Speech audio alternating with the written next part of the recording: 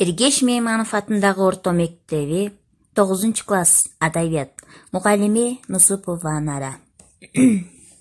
Бүгүнкү сабагыбыздын темасы Жомарт Бөкөнбаевдин Ажал менен Арнамыз поэмасы.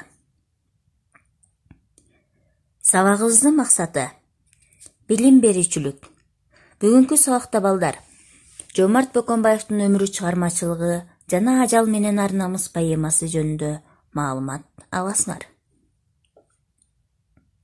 Өнүктүрүүчүлүк.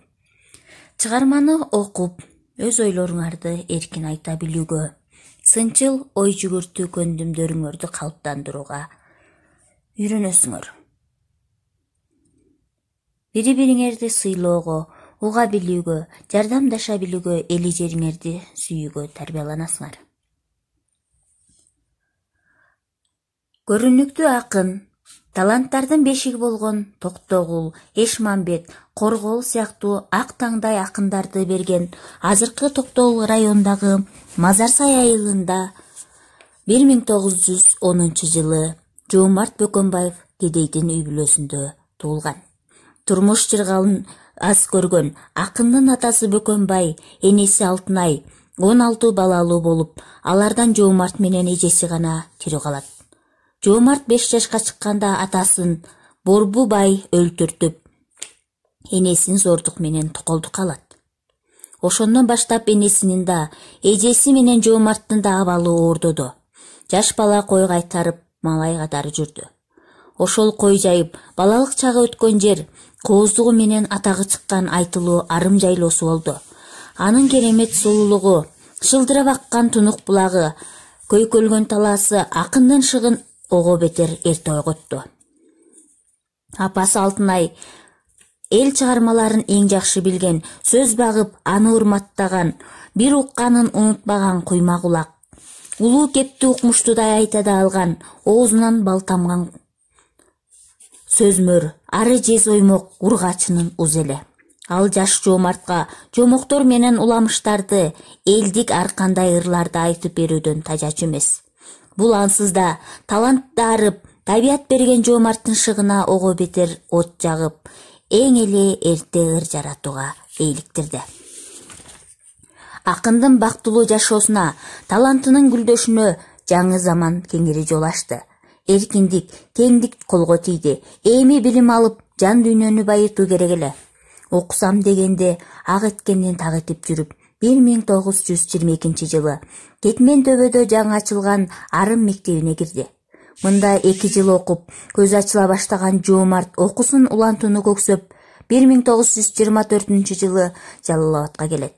Андан көп арт жетим балдар интернатына жиберилип, ал жерде 2 жыл окуйт. Бирок өп чап билимди дагы тереңдетүү зарыл болчу. Ошондуктан ал 1926 жылга чейин Оштогу, андан кийин 1931 жылга чейин Фрунзедеги педтехникумда окуду. Аны бүткөндөн кийин Кызыл Кыргызстан газетасында бөлүм башчы болуп иштеп, жаңы маданияттуу курууга, саясатты иш жүзүнө ашырууга чакырган курч макалаларды жазып, жөндөмдүү журналист экенин көрсөттү. Чыгармачылыгын өнүктүрдү. Анан Москвадагы журналисттер институтуна кирип, аны 1935 жылы ийгиликтүү аяктап кайтып, андан кийинки бүт өмүрүн биротоло чыгармачылыкка арнады. Акын аз жашаса да артында көптөгөн чыгармаларды калтырып кетти. Жомарт Бөкөнбаевди Шумажал чыгармачылыгы гүлдөп турган 34 жаш курагында арабыздан алып кетти. Анын бүгүнкү биз өтө турган темасы Ажал менен Арнамыз поэмасы. Поэма баатырдык, романтикалык маанайда жазылган.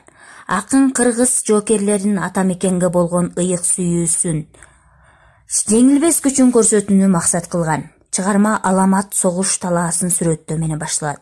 Дал ушундай учурда эч ким мени жеңе албайт деп мактанып, ажал чыга келет. Ажалга эч ким даай албайт. Анын алдында баары күчсүздөй көрүнөт. Ага жалгыз гана Арнамыз каршы чыгат. Алардын алгачкы айкашында эле ажалдын күчсүз экенин айкын боло баштайт. Бирок алар кармашып убактылуу токтото туруп, кан майданда азамат эрдин кашында акыр аягына чейин беттешүү жөнүндө шерттешет. ар намыс менен ажалды акын шарттуу образ катары алган. Башкача айтканда, ар намыс жакшылыктын, өмүрдүн символу. Ажал менен ар намыс шерттешкенден кийин символикалуу образдар, шарттуу окуялар, кадыресе турмуш чындыгы, реалдуу адамдар менен алмашылат. Демек балдар, биз ажал менен ар намыс поэмасын жана өмүр чыгармачылыгын